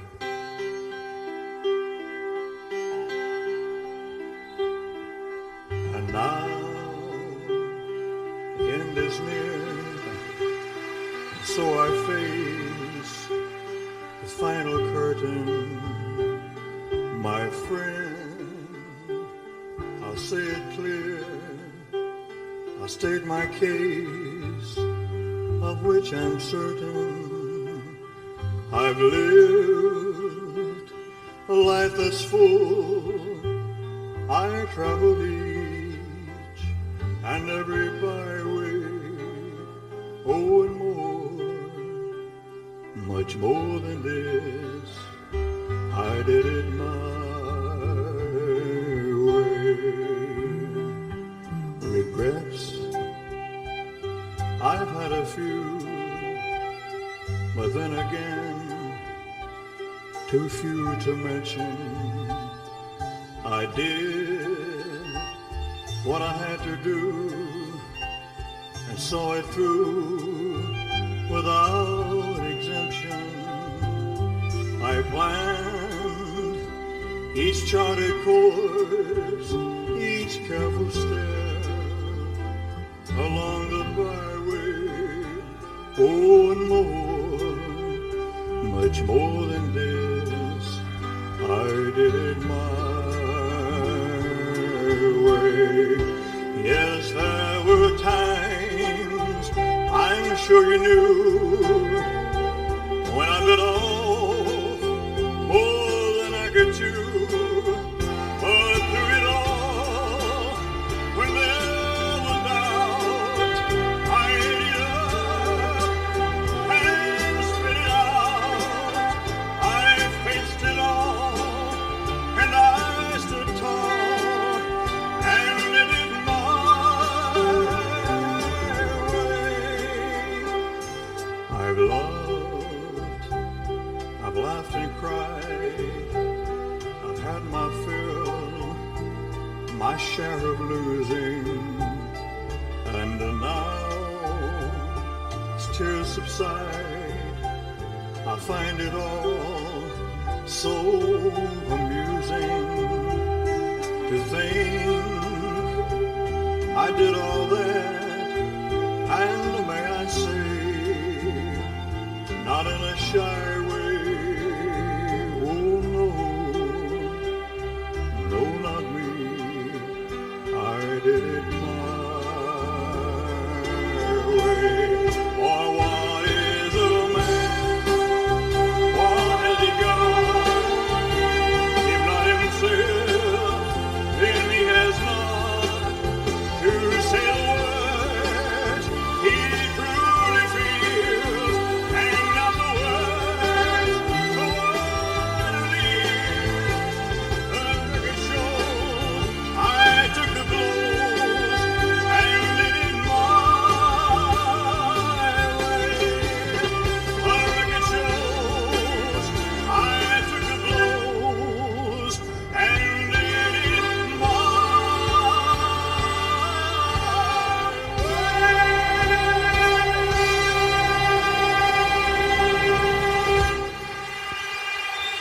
Support for community radio on WSKB is provided by Betts Plumbing and Heating Supply Company, an independent, family-owned wholesaler serving Westfield for over 50 years, specializing in plumbing, heating, and industrial piping supplies. On the web at bettsplumbing.com or at 14 Coleman Avenue in Westfield. One of our underwriters here at WSKB's Community Radio is Carson Center for Health and Human Services, a nonprofit organization located at 20 Broad Street in Westfield. They provided behavioral health and rehabilitation services in communities throughout Western Massachusetts since 1963. There are services for children, adolescents, adults, families, and couples. You can find them on the web at carsoncenter.org or at 413-572-4132. Support for the community programming of WSKB is provided by the Dunkin' Donut Shops of Westfield and the Sardinia family. It's nice to know that even as the world changes, Dunkin' Coffee remains the same at 7 convenient locations throughout Westfield. Wednesday mornings start off right from 6 to 8 a.m. with Tina Gorman and Wake Up Wednesday. Community Radio. 89.5 WSKB. Live from the campus of Westfield State University, this is 89.5 FM WSKB, Westfield. Hey, good morning once again. This is Rob with Agawam Paranormal Radio, and it's about 7:25, but you know what? We're taking over the station. We're not going to crack this out at 7:30. We're going to hang out for a little bit longer. We've got an awesome show for you today. You sound like Rob and Kevin the last time. The superintendent canceled, and they went the extra hour and 15 minutes right up until 10 o'clock. See? So we'll run a little bit. Right. We're going to run a little bit because we still got some programs and information that I want to cover here. So, Julie, you're here today with your husband Brian. You guys are both military. You're part of the Westfield chapter of the veterans, and so we were talking earlier about the different state programs that are available. Right. But before we get into the federal, where is your office? Where are you guys located? Well, it used to be in City Hall, and people still go over there. But when they built the senior center, they built an office in the senior center for veteran services, which is great because the majority of people who use veteran services are seniors. Okay. And we're open every day of the week, Monday through Friday. We're there 8 to 4. We can come in at different hours if people need us. We organize all of the veterans events. We sit on the Veterans Council, which consists of the American Legion, the VFWs, the Marine Corps League, and the Vietnam veterans. They all sit on the Veterans Council, and we're the representative between the city and the Veterans Council. So we run the parades and any of the special programs, Veterans Day or Patriots Day, any of those programs that you see people out at the park. And usually the majority of the programs are held at the park across from the old South Middle School. I can't remember the name. Yeah, off the top of my head. I never knew the name of it. I know. I never knew the name of it until I got this job. Parker Memorial Park? There you go, Parker Park. There you go. There we go. Yeah, Parker Park. And there's some neat stuff happening, some fun stuff happening. There's there's going to be some banners posted on the Veterans Memorial Highway, which runs all the way from Southampton through Westfield and through Southwick. And there are going to be banners of people that are veterans that had passed away. So you're going to be able to purchase those, and the city's working on that right now. So some really neat things to come to kind of memorialize and honor our veterans who have passed away. Some of them are Gold Star, which means that they passed away in service. We do have one Gold Star mom here in town whose son passed away while he served in the military. That's the only Gold Star parent that I know of. There's even benefits for people like that, and we're going to talk about the federal benefits as well in a little bit. But if anybody wants to come see me about anything, if you need a veteran's ID card, there's a program for that. We can help set you up with that. If you want to get enrolled in VA healthcare, if you think you may need some help with money because you're low income, come. It doesn't matter. Just come see me. And we're at 45 Noble Street in the Senior Center. We also have a Facebook page, Westfield Veterans, and I post all the half-staff notices. So Brian and I would drive around, why is the flag at half-staff again? You never know. So if you ever want to know, we post it there, why, and it's amazing how many people pass away, how many young kids are still every day passing away from Massachusetts. That's why the flag's at half-staff. Gotcha. Yeah, so I mean, when you see it at half staff, the majority of the time, some young kid has passed away in the service. So, yeah. Now, do you guys have a website specific to your? No, it's under the city, Veteran Services, and we'll put a link on there to our Facebook page, and that's where you can get the half staff notices and the events, all the events throughout the year. The Memorial Day Parade and all that too. And actually Harry Rock from the 350 is dedicating the 350th parade to the veterans. Awesome. So they'll be in the cars at the beginning of the parade. Which is Harry's really good sweet. people. Yeah, he's a good man. He's good people. Yep. So yeah, actually, I ran into Harry. We did the Kiwanis auction, and Harry was there, and he came over and he and I were talking. And he says, I listen to your radio show every week. He said, I like it, and I was like in awe. I was like, wait a minute, this is Mr. WSKB, and he's saying he listens to our show, and I was like, okay, like what do you say to that? But yeah, he's a really good guy. I was Harry's secretary at the YMCA for Oh, were you really? for a few years. Oh, okay. Mr. Harry very well. He's a good guy. So. Good guy. He's doing an awesome job with this 350 too. Oh yeah. Oh yeah. my goodness. Absolutely. Yeah. Yeah. We worked with him with the last year. We were invited to be a part of the 350, and we investigated 4 different historical sites in town. Oh. And we did a public reveal at the Women's Club that we did 2. There was a matinee showing that you had to buy a ticket, and all that money went to the 350. Neat. And then they did an evening presentation, which included dinner. Oh, And nice. you had dinner and a show Nice. kind of thing. Cool. And what we did that night, too, was to kind of add a little bit of, like, the icing on the cake, was we did an investigation that night there at the Women's Club. Oh, yeah. And the people from the matinee could buy tickets, or got tickets, and somebody won and stayed with us. Fun. So it was kind of Oh, that's interesting. great. Yeah. Good And- night. Yeah, and they were saying that it was actually, I think it was the highest moneymaker for them. Good. For the event. Oh, is that right? And yeah, Oh, they beautiful. They sold like 3/4 out for both presentations. Yeah. Oh, nice. And yeah, they were real happy Oh, with that's the awesome. turnout. and Must have went everything into else. those fireworks for the first night because those went on and on. Those were great. Well, we did. It was on the night of the Pumpkin Fest. Okay. Yes. And so we were there that night for that, and yeah, it was a blast. For me, I'll tell you, it was an honor to be asked to work with these guys. Yeah. And very, very humbling. Yeah. You know, because this is a hobby for us. I work for the federal government myself. Okay. Ah, okay. I work for the Postal Service, and so I get when you're talking about federal levels of paperwork. Oh my God, yes, I do understand that. I was also a union steward for 10 years doing arbitration, so there you go. yeah, I get that.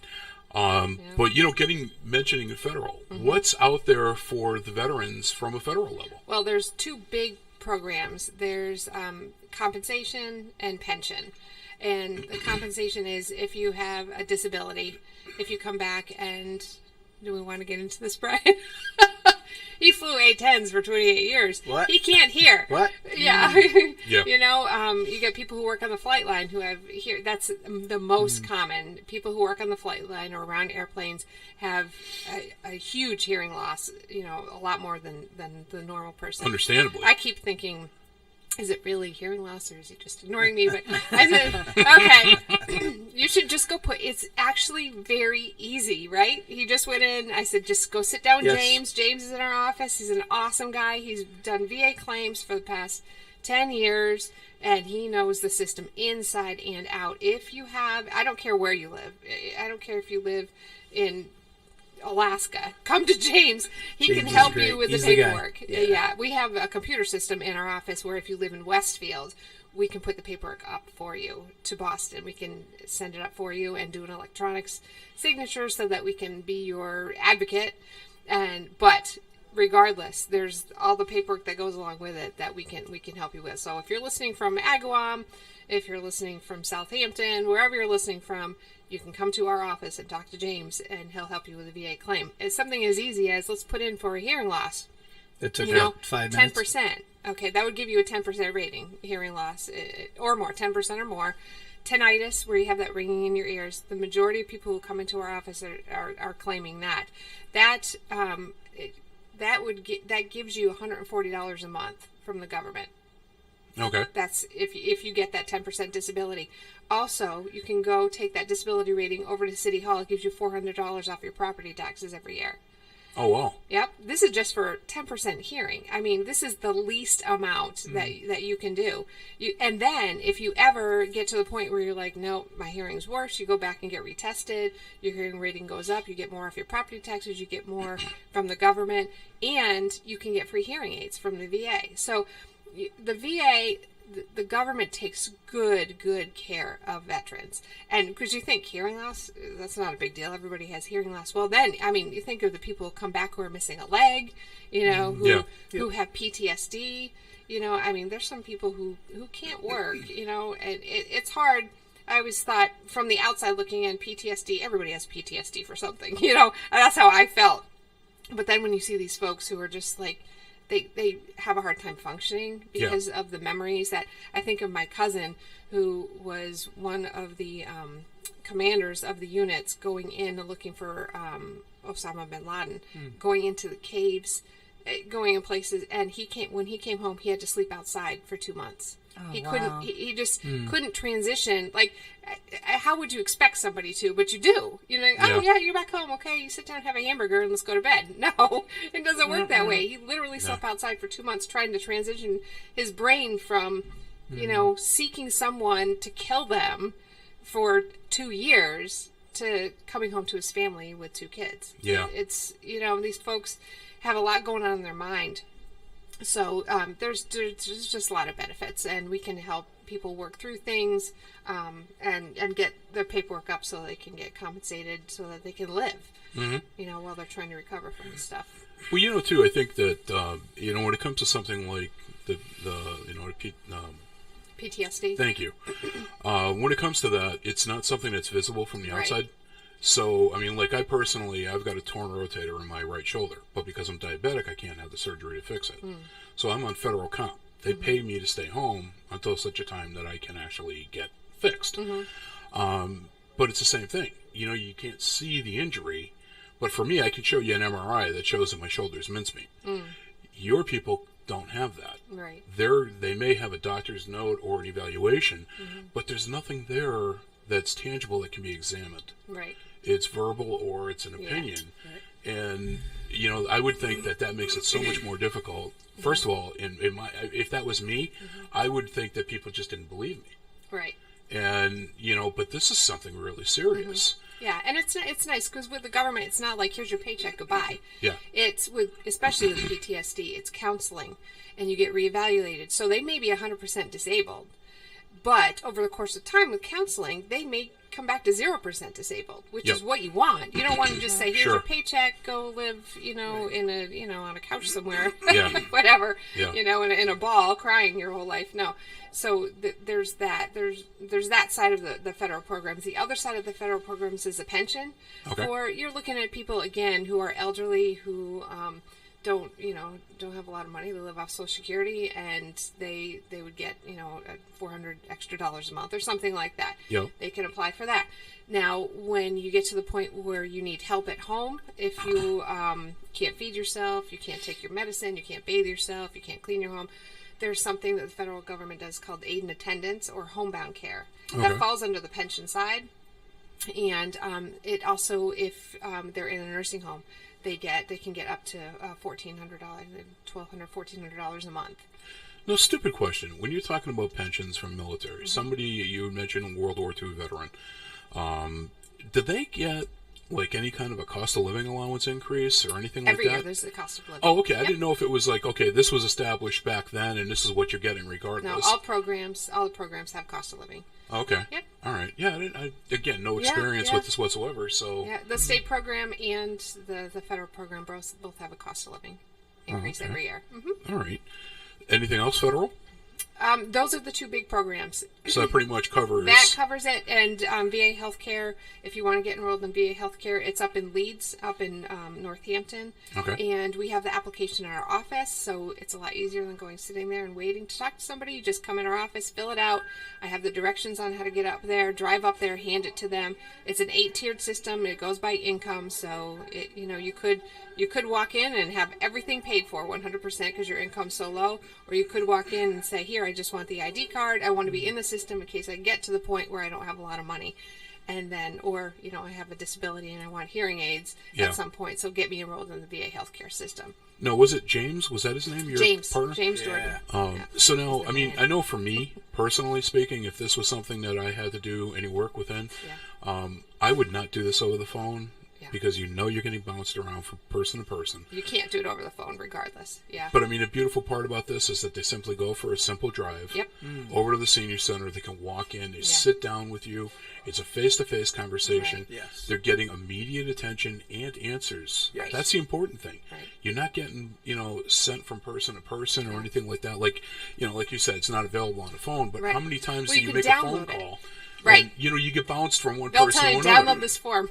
Yeah, and that's what it ends up with. Right, and we had a lady come in yesterday who had been working on a claim for her mother for a year, gathering Mm-hmm. the information. I've never seen anybody this thorough. She came in, James, and she said, just before I mail it in, which we're like, thank God you came in, because we could put it up for you, but James looked over everything. Nope. You need this paperwork. You need this piece of paper. She had 2 pieces of paper after working on it for a year that she would have sent up, and they would have, nope, sorry, claims out because you didn't submit this and this. Yeah. So bring it in. And it doesn't, like we said, town by town, each town has a veteran service officer. When you look at like the hill towns like Russell, Granville, Tolland, they actually all get lumped under Agawam. Okay. But if you live up there and want to come into Westfield, please come in to see us. Yeah. We can help you. Yep. Now, a question for you. I mentioned before how I was a union steward for a better part of a decade. Now, if I was the go-to person for anything FMLA or injury comp. Mm-hmm. So it just happened by coincidence that I just became the knowledgeable steward in the office on those topics. And but I noticed that one of the things that I always experienced was that if there's a problem with the paperwork, they just send it back, or they tell you it's disallowed, but they don't tell you what you missed. Yeah. Is that the same thing with what you're talking? They'll tell you exactly. Oh, what you okay. missed, So you if she know. had missed We did those that. 2 forms, they would have sent it back and said, Yeah. "No, we need this We and need this." this. Yeah. Okay. But All then right. it's just Just more adds paperwork time. and more time. Exactly. Yeah. And that's exactly And it. this It becomes a computer time thing. program that actually the office pays for it every year, but it's so worth it to help the veterans Yeah. because you take a claim from being processed 1 to 3 years down to 3 to 6 months, having a claim filed and awarded. Yeah. Huge difference. Oh, sure. Yeah.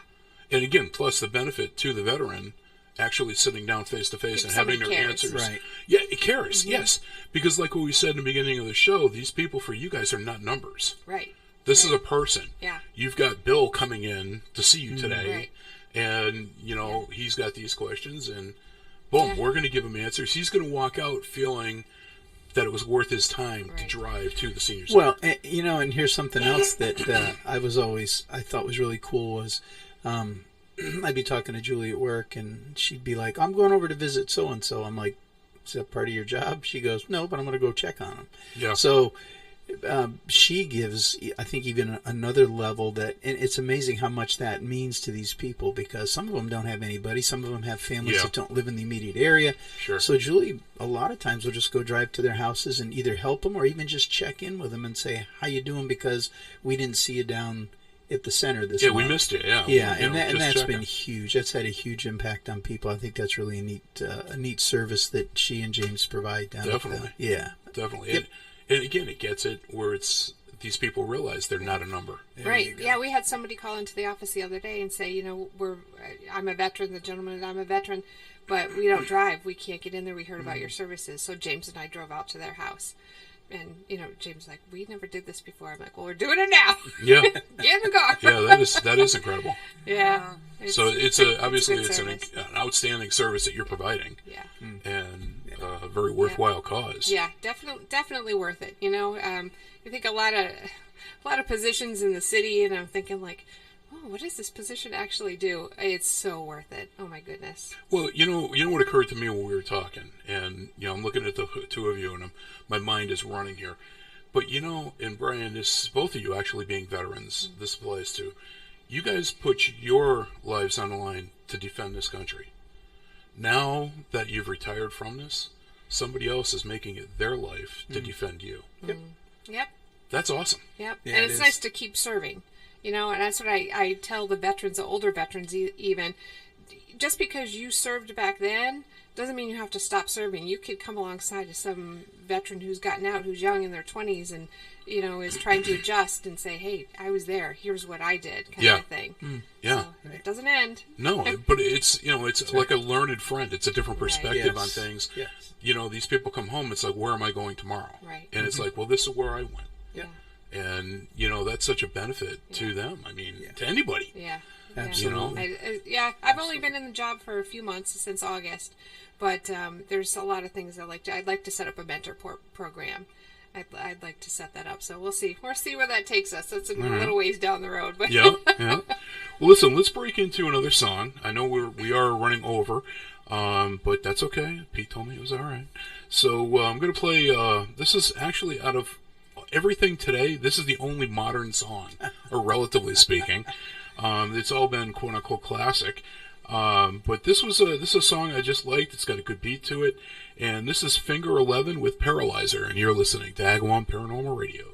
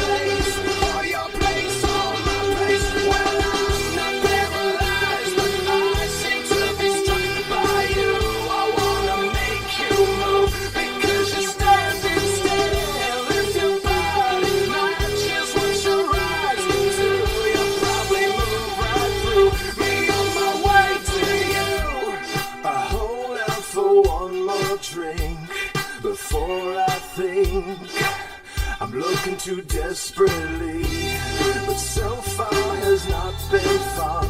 I should just stay home. If one thing really means one, this club will hopefully be closed in 3 weeks. That would be cool with me. Well, I'm still imagining a dark-lit place, or your place, or my place. Well, I'm not paralyzed, but I seem to be struck by you. I wanna make you move because you're standing still. If your body matches what your eyes can do, you'll probably move right through me on my way to you.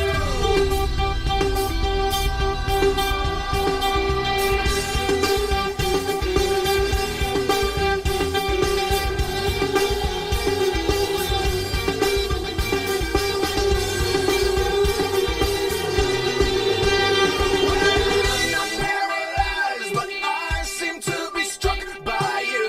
I wanna make you move because you're standing still. If your body matches what your eyes can do, you'll probably move right through me on my way to you. Not paralyzed, but I seem to be struck by you.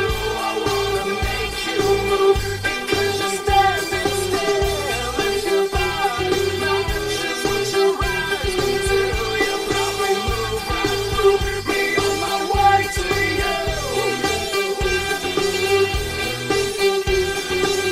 You'll probably move right through me on my way to you. You'll probably move right through me on my way to you.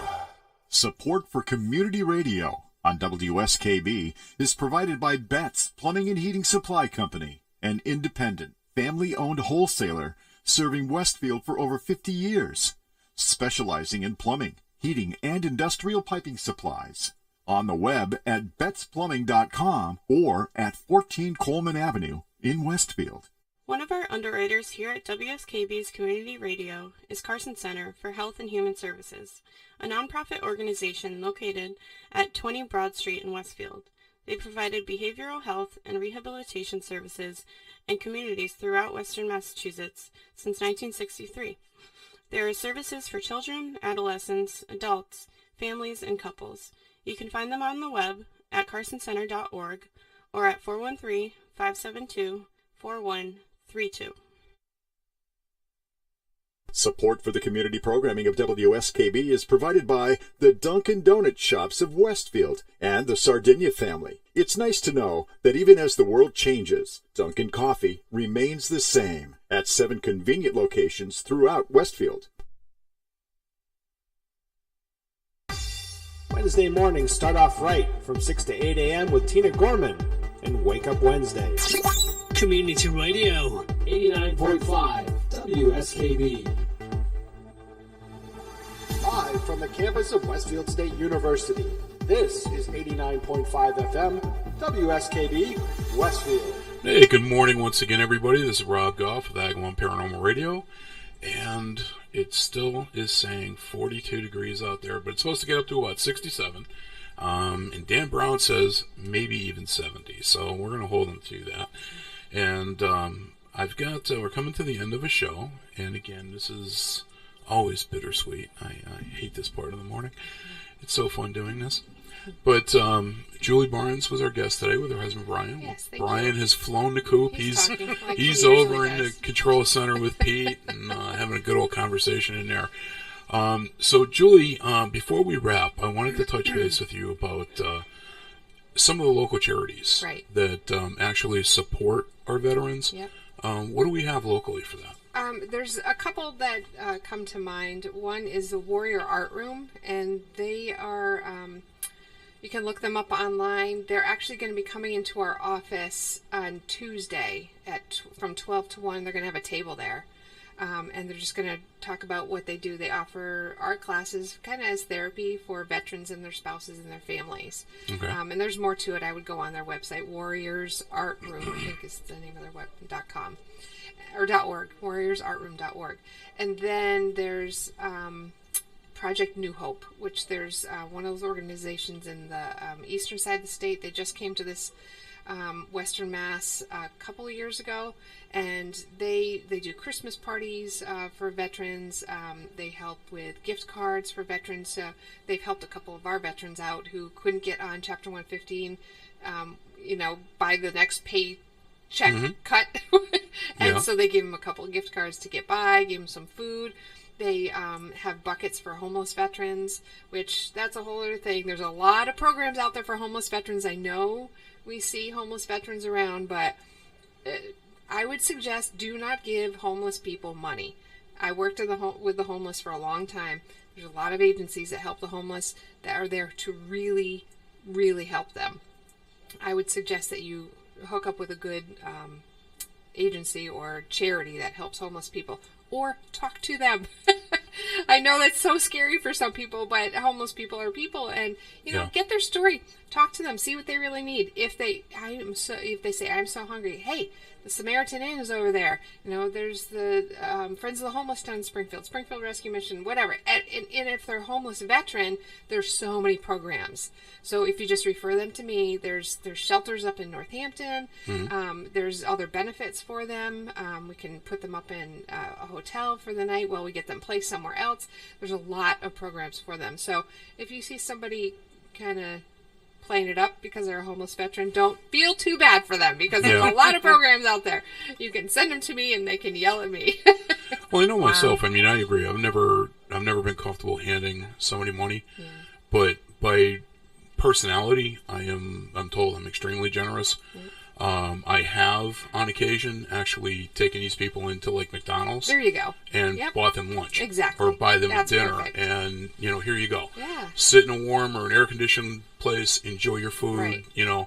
Go get 18 refills of the soda, and you're good to go. Yeah. I've done that many times. As a matter of fact, my own kids, when they first saw me doing this, they just looked at me like, what are you doing? It's like, you don't know these people. Yeah. And it's like, that's the point. Yeah. I don't people need to are know people. that. Honestly, Exactly. People just want to be heard. They want to tell their story. I don't care who it is. I don't care if it's a veteran, a homeless person, a grandmother. I mean, people want to be heard, and sometimes that's all we're there for. It's to just be the person to listen to them and to provide whatever they need at that moment. So. Well, listen, I'm going to ask you to do me a favor. You've got my cell phone number. Text me the information, the websites or whatever it is from the local charity organizations, as well as your Facebook link. Okay. And when I post this onto both the Facebook page and Agawam Paranormal's website, I'll include those in there so that anybody seeing the write-up on the show can actually have the links to get to find, whatever these programs are that apply to them, including direct contact with you and James. Right. Right. And And yeah, this and you will can hear. come see us anytime. You don't Yep. need an appointment. Come on down. If we happen to be gone, there's a phone number on the door. Give us a call. But generally, one of us is there. Yeah. And we try to make a point of doing that. So come on down between 8 and 4. Senior Center opens at 8:30. So between 8:30 and 4, you can come right down to the Senior Center in Westfield. Any questions? Even if you just want to stop by and say, hi, I'm a veteran. Sure. We'd love to meet you. No, I know, obviously, when we talked on the phone, you were telling me how you don't do events or fundraisers specifically to you. Right. But what I'd like to do is, because the veteran population is constantly in flux, I'd like to have you back in like 6 months. Sure. And cover what's available, because the audience may be slightly different between now and then. So we're going to be dealing with new people that are new to the system, and they may not be knowledgeable about what this local area has to do with the veterans. Sure. And I just honestly, this is something that, and I think I mentioned this at the beginning of the show, and I know I told you, there's only two quote-unquote categories for charity, if you want to call it that, or events that I work with. It has to be either for kids or for veterans. Yep. And if your organization doesn't work for either one of them, I tend to shy away from that. And that's just me. The soft spot always for me goes out to the kids and to the veterans. The kids, I figure they never had a swing of the bat. The veterans swung, and they swung hard. And now it's time for us to be there for them. And so for me, that's just my mindset with it. And, that's why I do the things that I do with regard to that. But, yeah, I'd love to have you back in like 6 months. Thank and, you. Yes. make this like a reoccurring program. And Brian, I'd love to have you come back on. You were kind of like a bonus guest to me today. That was awesome. Brian's always a bonus. I'm the color commentator, yeah. But, hearing about, your perspectives from the cockpit, this is putting a human face on this. People see the pictures of the videos of the planes flying, or, you stand out in your front yard if you're near one of the airports or the bases, you can see these planes coming and going. But you don't realize what's going on in the mind of the pilot that's in that plane. And I never would have thought Trivial Pursuit was something. Neither did I. But that's I always awesome. thought yeah. That's awesome. That's a human face on what you guys do, and Yeah. that's just incredible. It's a whole different perspective. Yeah. And so they don't show you that in Top Gun or any of these other movies. Tom Cruise never played Trivial Pursuit. Come back and talk about the war. Flying over at the war. There you go. That's something. There's definitely got to be a ton of stories that you could share. I'd love to have you back on with Julian. Sure. When you guys come back on, say 6 months or You betcha. And if you do, That's when the show's on at 10 o'clock, right?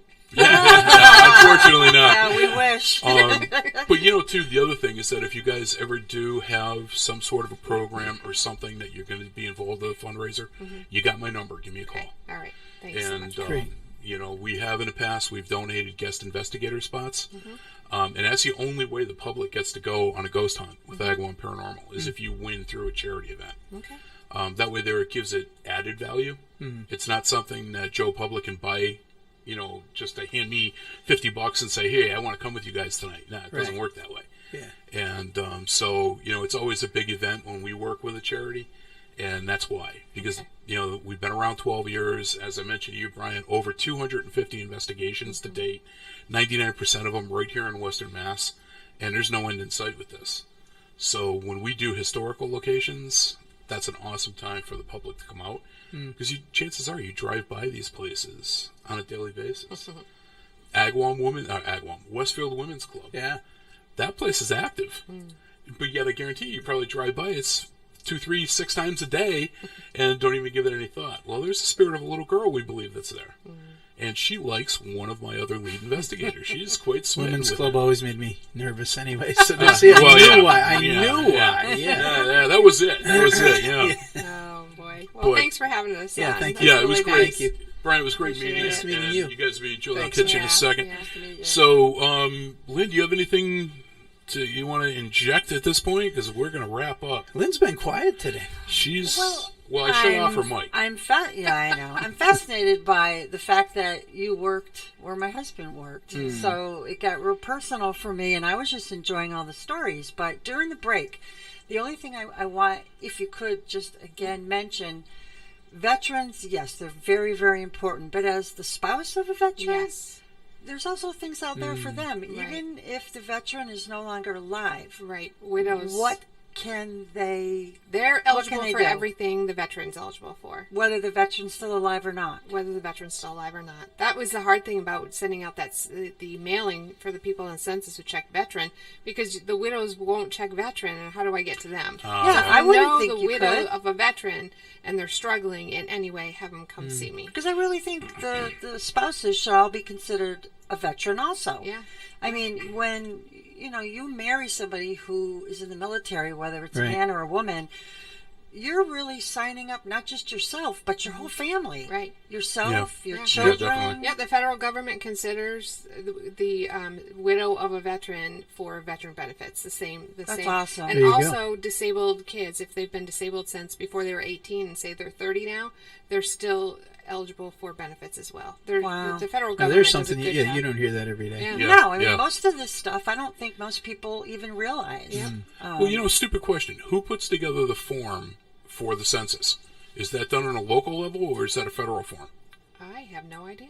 You I talk, think you're it's talking the about the city. Westfield Yeah. census? Yeah. I believe it's the city. think Sure. it's the Well, city. couldn't the city actually put some sort of a Or widows notation on there? So they'd for understand veteran? that yeah, fact. including Yeah. spouses. That's a good idea. Well, that's true. A little asterisk Something and a like thing. that, 'cause Yeah. Go ask them. Like Yeah. Julie, There you you go. just said, how do I get in touch with these people? Well, maybe if it's on there and they're taking the time to fill this out, they might, see that. Yeah. And If you boom. saw a note, because like she said, they just don't know. They Exactly. don't know. I didn't know until she just told me. So there you have it. Yeah.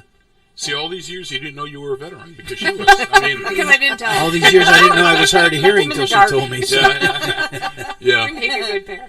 Yep. My wife and I, we joke about that because I do the same thing. And she'll say something and I just look at her and, what? And she goes, are you deaf? And I'm tone deaf, honey. It's the tone of your voice.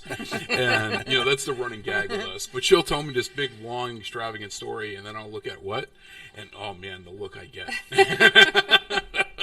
They had this program in the Air Force once where they were going to actually thought it would be more beneficial if, pilots, we'd always have verbal warnings in the airplanes that would say, pull up, or whenever we had you were in some critical phase of flight where it was not going to end well for you, there were verbal warnings. So they had actually looked at maybe be more effective if they had the spousal voice in each thing, but then they realized that we would ignore it. Yeah.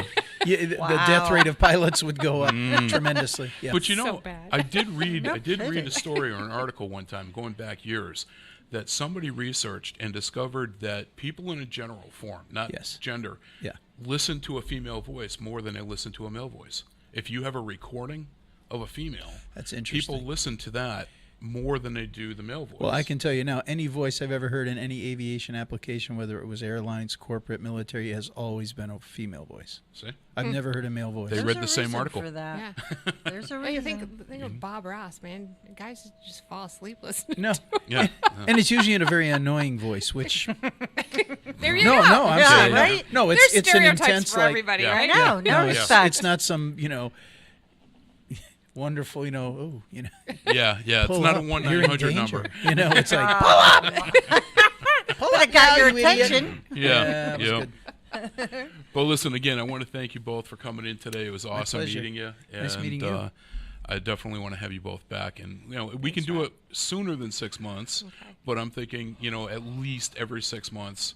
And this way here, we can still get the information out there to our veterans. That'd be great. And, Yeah, and if you know a veteran, have them come see me. You don't have to be a veteran to refer people. If you heard the program and you know somebody who's might be eligible for services, just have them come check. It doesn't hurt. We'll help anybody. I mean, if they come in, I've had many people after getting that letter come in to me and say, I really appreciate you acknowledging that I'm a veteran.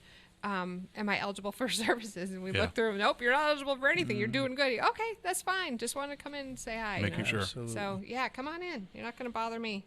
Sounds great. And like I said, when I post this onto the media, I want to have the links Yes, I'll available get those for too, you. so that everybody can get the services that they deserve and need. So definitely a worthwhile show today. Thank you again, both of you.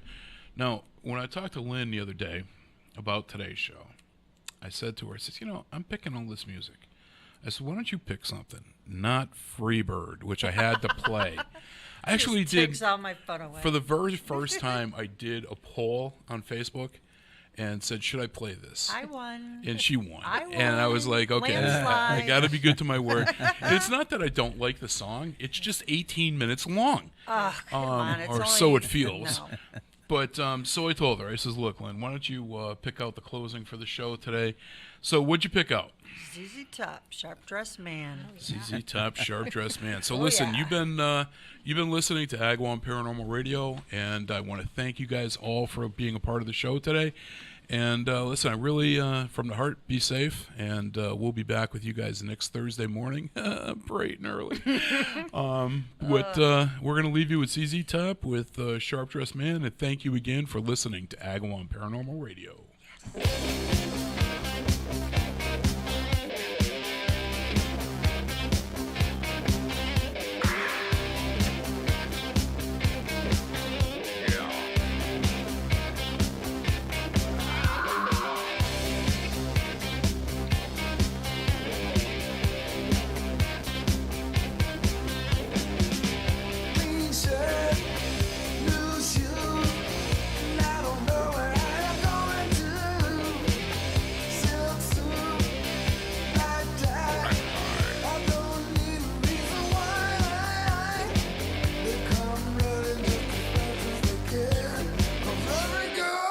About a sharp dressed man.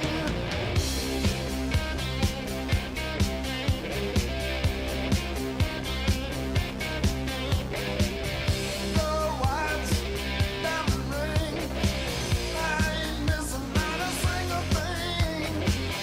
Cufflinks, stick in. When I step out, I'm gonna do you in.